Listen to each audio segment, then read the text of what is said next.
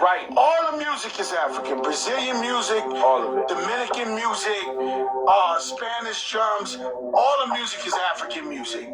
So, you getting on the Afro beat now. I've been in Africa. They've been doing that. You know what I'm saying? Like, you know what I mean? It ain't new. All the music is African. You know what I'm saying? But you're right. Like, you know what I'm saying? Even in Puerto Rico, when you go to Caribbean, like let's speak about Latinos not being black. Latinos are black. In Cuba at one time, there was 8 million Cubans. 5 million, unfortunately, were slaves. 3 million were actual Cubans. And they integrated and had babies. Same thing with Puerto Rico. When you go to Loíza, and when you talk about Santeria, that came from the motherland, Africa. Sometimes Latinos might even identify themselves with African and black culture more than black people. This ain't no crazy thing. Fat Joe ain't on crack. He know what he talking about. You know what I'm saying? Nah, I'm telling you the truth. All right, guys. I know this. I know you guys heard this before, but I thought it was still relevant to even talk about it today. Welcome back, guys. I hope everyone is doing well. Here I am with another video. We're going to dive right into this one. We're going to talk about who gets to decide who is African. All right. Now, in this case, Fat Joe thinks he can make that determination. All right. Now, see, this is the problem. He recognized black people have a history of seeking out partnerships and allies, right? So he come amongst us saying that he's black, saying that he's African, even more than that, saying Latinos in general are black and African. And because of this, we bought into this one drop rule, we kind of believe this nonsense. And this is how he gets in our spaces. He got so comfortable that he can call us niggers. He called himself a nigger, and no one checks him. And so now we get to the point where if he says that blacks and Puerto Ricans created hip hop, a lot of black people are going to believe it. And so now, how do we get here? So this is what I like to think of. Most Puerto Ricans are either first, second, or third generation in America, right? Don't you find it ironic that these Puerto Ricans are telling black Americans that they are more in tune with black culture and more African than foundational black Americans are? Now, I know the reason why they say this, because we too convince ourselves that we're not African. We do this to ourselves. And so when someone else reinforces that, we tend to believe it. Now, here's the thing. Think about this. These are American-born Puerto Ricans. Many of them have never been to Puerto Rico, can't speak the language. They are very, in the same way, detached in many ways from African culture, very much as we are. So for them to stand up and talk about how they are more African, it's crazy. But that's our fault. We allow them to tell our stories. Now, this is what I found out about Puerto Rico. Now, let's talk about the religion. Now, you heard Fat Joe reference Santeria and Loíza. Now, this is what I found out. Most Puerto Ricans do not practice Santeria. Virtually 97% of them practice Catholicism, or they Protestants, or some other form of Christianity. Maybe 1% or less practice Santeria. So it's misleading for Fat Joe to suggest that somehow they are more African. Yes, they played they got their bamba and plene. Yes. So That doesn't mean anything. That doesn't mean that they're African.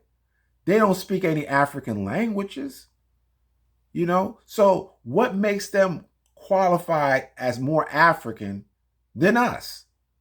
You know, at least genetically, we're African. You know, at least the majority of African Americans, or at least 75%, have African ancestry. You juxtapose that to Puerto Ricans who have probably 15 to 24% African ancestry. And the fact that the average is that low, that means a significant amount of them have less than that. But these Latinos will still call themselves Black. And we as Black Americans accept that. We have to stop doing that. We have to stop allowing people in our spaces and try to dictate what is real and what isn't real. So that's something we need to really work on. Now, what I want to get into next is I want to talk about, remember I talked about the Gullah Geechee people, right? And their connection to Africa. And so I found this old video about certain individuals from the Gullah Sea Islands meeting people from Sierra Leone. I'm not going to play the meeting, but I'm going to play a portion of a video that's going to tell the story of how this all came together, and to demonstrate that there are segments in Black America where they haven't lost African traditions. So we have to tell the whole story. And when Fat Joe says things like that, he doesn't study history. He doesn't study Black history, so he don't know. So we owe it to ourselves as Black people to educate ourselves to be able to tell the story and tell the history correct. Just give me a second while I find this particular video.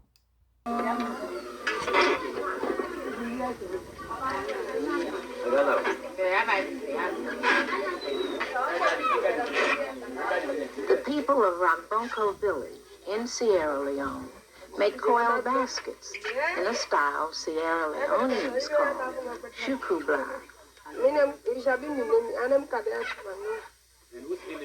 Her name is Kadiatu, a woman of the Temne people of northern Sierra Leone. She and her neighbors know nothing of the long years of hardship for African Americans, of slavery, Jim Crow, civil rights. In fact, only now is Kadiatu learning that many Americans are Black. So then go there, they take slave from Sierra Leone, then carry them go yonder, then born picking. So say now, they say, don't turn American. But some of them still make fly, some still they eat rice with plaza, and get all this custom where the first people been bring from Africa. Up to now, although it don't take 200 years.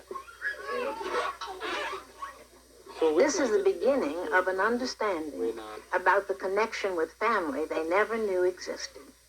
For Kadiatu and her neighbors see for the first time a basket made by the Gullah people in America. A basket the Gullah call a fana.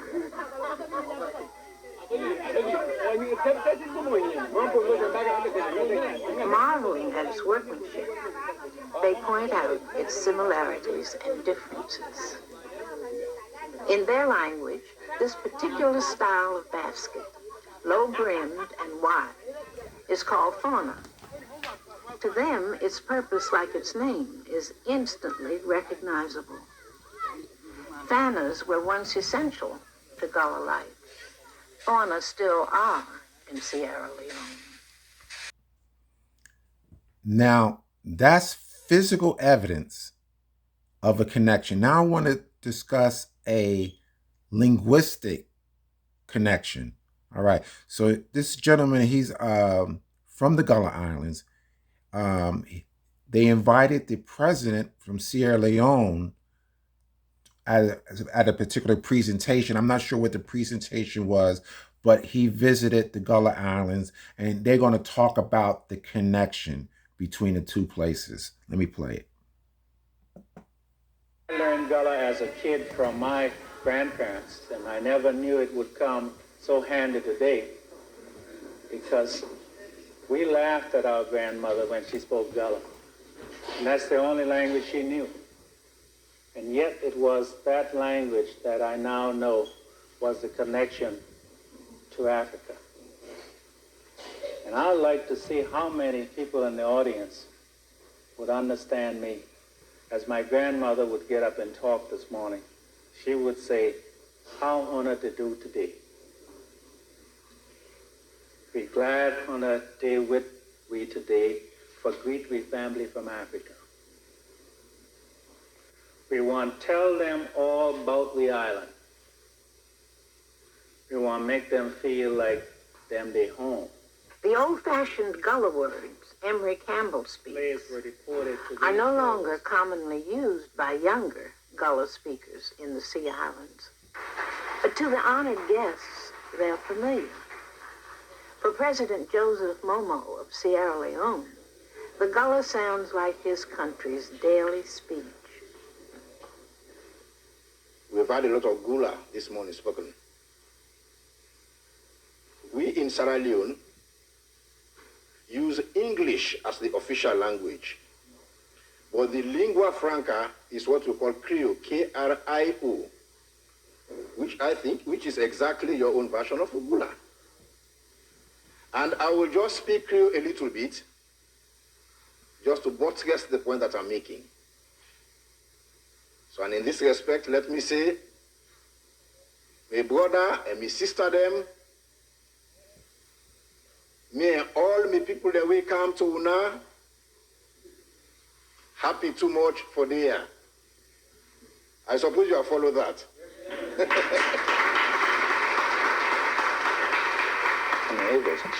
That's pretty much the connection. And so, like, again, when people say that we lost everything because of the drum, that's just simply not true. All right, so I want to talk about the history of when some of the Gullah people left the Sea Islands after the Civil War. And we're going to talk about where they moved. So give me a second while I set that up. All right, here we go. Let me get that up right here. We're going to talk about the history a little bit. Here we go. Let's see. The Gullahs have been able to preserve more of their African cultural and language heritage than any other group of African Americans, really because of climate and geography. The same conditions that made South Carolina, or coastal South Carolina and Georgia, an excellent place for rice cultivation, also made it an excellent place for the spread of tropical diseases brought from Africa. Although the rice cultivation was extremely lucrative from the standpoint of the white masters, it also made the disease environment, made it impossible for the Europeans to live there and prosper in large numbers. This was the only area where black people, African slaves, were often the overseers and the farm managers, simply because white people could not live in what was essentially an Africanized environment. While the whites abandoned the low country because of their health, many blacks, refusing to bear the burden of slavery, also fled. The most well-known route to freedom was north along the Underground Railroad, but many Gullah went south to the wilderness of Florida. They joined with another dispossessed people, the Seminole Indians. The former slaves became known as Seminole Negroes. They kept alive their distinct language and culture, even cultivating rice. They also became a nation of black warriors, taking arms against their former masters. In the 1830s and 40s, the Second Seminole War pitted them against the United States government. So in that corner of the U.S., in tropical Florida, there was an African frontier. The blacks were able to escape into that area, set up successful communities based on rice agriculture, and resist the whole force of the United States military for several decades. In fact, the commanding general in the Second Seminole War wrote back to Congress and said, "Gentlemen, be assured that this is a Negro and not an Indian war." It was a drawn-out, bloody conflict unequaled in America until Vietnam. Only when the Seminoles agreed to leave Florida did the hostility end. The black Seminoles remained free and began calling themselves freedmen and traveled with their red brothers along the Trail of Tears to the Indian Territory in Oklahoma, where they still live today. What is amazing is the black Seminoles in Oklahoma have, since that time, retained their special identity as Seminole freedmen, which is what they call themselves today. They've retained a separate identity, and they've retained much of their Gullah language and culture. Up until the last generation, they were still speaking Gullah in isolated rural farmsteads in Seminole County. People in their 40s can still remember their grandparents speaking Gullah and can still remember a lot of Gullah phrases. They've also retained a rice diet almost identical to that of the Gullahs in South Carolina and Georgia, and for that matter to people here in Sierra Leone. While some Gullah, like the black Seminoles, fled white civilization, Let me stop it right there. I misspoke. It wasn't during the Civil War. It was prior to the Civil War. As you can see the dates from 1739 to 1858. I don't know why I said the Civil War, but I stand correct, or I corrected myself. So we're talking about a period before the Civil War. That's what I meant to say. Before the Civil War, this was happening. Okay, let's do this. Now, this is the picture of some of the Gullah people who fled or was part of the Trail of Tears with the Native Americans.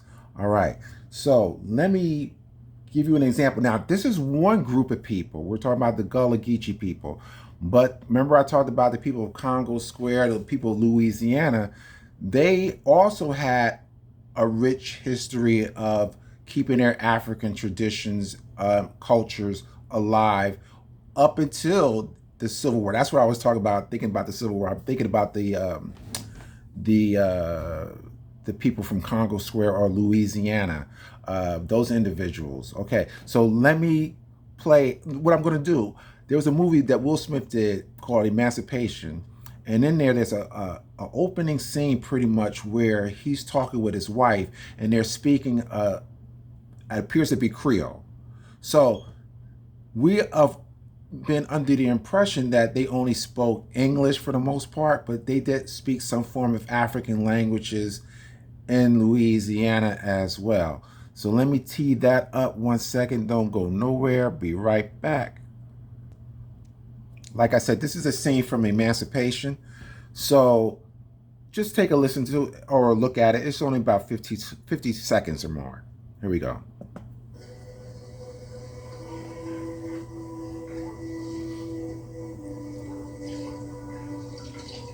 The Lord is God. He will shine upon those who trust in him.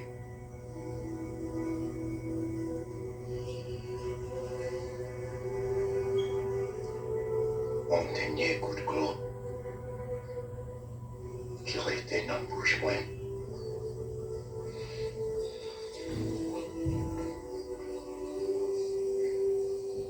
C'est soleil qui chauffait ouais chaque matin.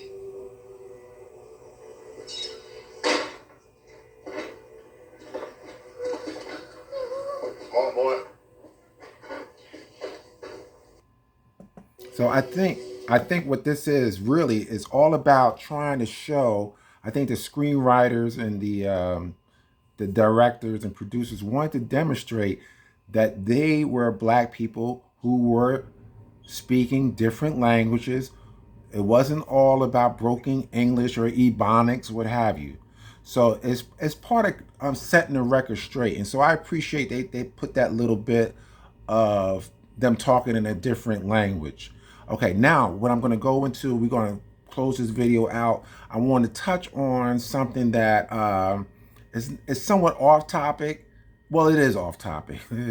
I want to address this thing about Latino influences in terms of percussions and congas or bongos in African American music. I noticed that Adriana Casa is posting a lot of that stuff to try to show that there's this heavy Puerto Rican influence in our music, and it's clearly overblown. So what I want to do is address that and kind of put some of this nonsense to rest. So give me a second, and then what we'll do, let me find the slides that I want to talk that will address it. Just give me 1 second. All right, now I'm sure you guys are wondering, well, who is this young girl or young lady featured here? Okay, her name is Bobby Hall, and she's considered the queen of percussion's drumming. All right, so let me give you a little backstory about her. Okay, I'm gonna read it here. Okay, she's a successful musician in what is very much a man's world. She was the youngest session musician in Motown history, has been the percussionist on some of the finest records ever played with the likes of Janis Joplin, Stevie Wonder, Bill Withers, Marvin Gaye, Carole King, and the incredible Bongo Band. We reckon this is long overdue, and we're not sure why it's taken us so long, but the time has come to take a look at the life, times, and the music of Bobby Hall, female bongo basher extraordinaire. Now, here's more information. As a youngster, at home, Bobby Hall found herself subconsciously drawn to using her mother's pots and pans as makeshift musical instruments, to the point where a pair of bongos were bought for her from her Detroit music store, and she found her musical voice. Okay, so what we're talking about, the genesis of a musical genius here. She was only 11 when she was discovered. I'm going to talk about that. Now, we got to understand, we often hear, I don't want to continue to bring up Colón, but he's like the mouthpiece of most, Puerto Ricans. So I have to use what he says as representative of what the larger group may feel. He tends to feel that African-American percussionists get their influences from Latin or African music. Now, what I want to say to that is that's not true. It's not that we never played it or don't have an interest in playing it. That is not what has motivated us. You have to understand, we created our own new music. And so with creating our own music, we create new rhythms, whether that be on the drum set or the bongos or congas. It's unrelated to Latin or African music. Music created in America is American music. It's not Latin music, and it's not African music. So I would hope that this will stop this discussion that somehow everything that is percussive style, whether it be a congas or bongos, has anything to do with Latin culture or African culture. It has very little bit to do with that. It's all about Black people reaching in within themselves to pull out rhythms that never existed before. That's what it's about. All right, so let me play for you guys. I'm gonna play this audio. Here's another picture of her, and let me find this audio that I want to play of her as a older person. I'm not sure she's died or not. I didn't look into that, but she was born in 1950, so I'm sure she's probably still alive. So let me play, in her own words, a little bit about her life story.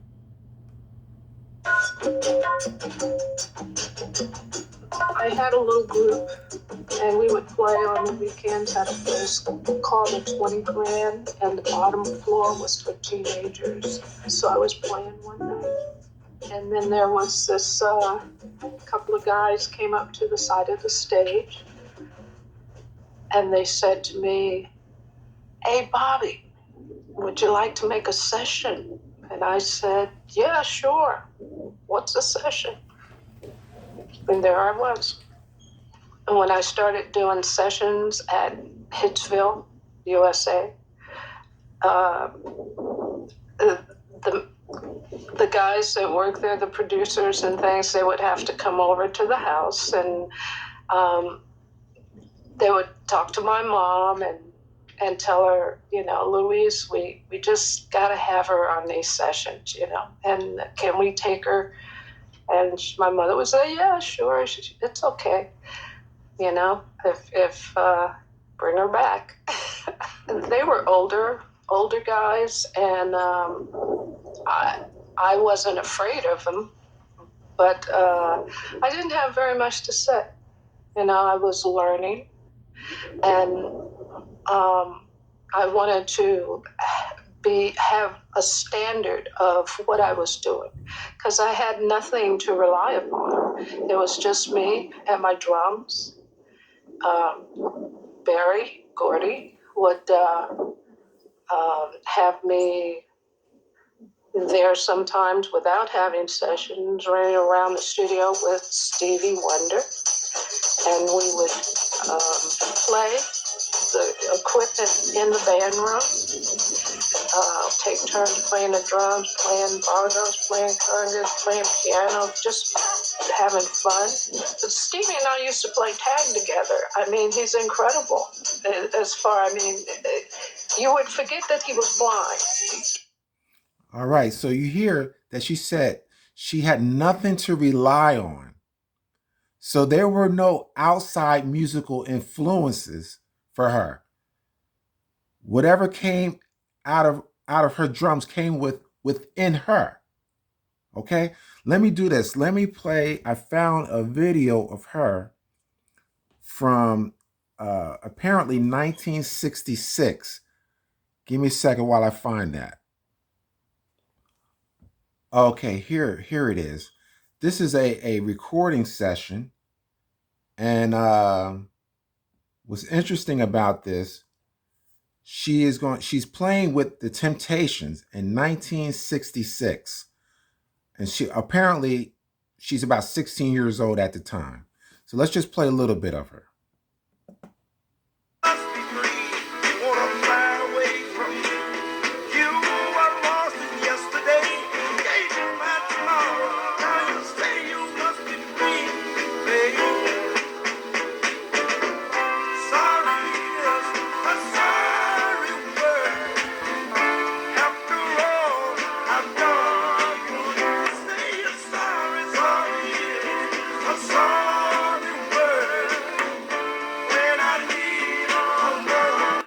All right, that's good. That's her. So what you have, in essence, is someone who is very early in the 60s doing remarkable things in Motown, of all places. And so, hey, there was no Latin influences. So basically, that's what I really want to just focus on and clear that up. And I hope this ends this discussion about so-called Latin influences. All right. So, that pretty much does it with this video. Like, again, if you enjoyed the video, please subscribe. If you haven't subscribed, press that like button. Leave a comment if I would love to answer any questions you may have.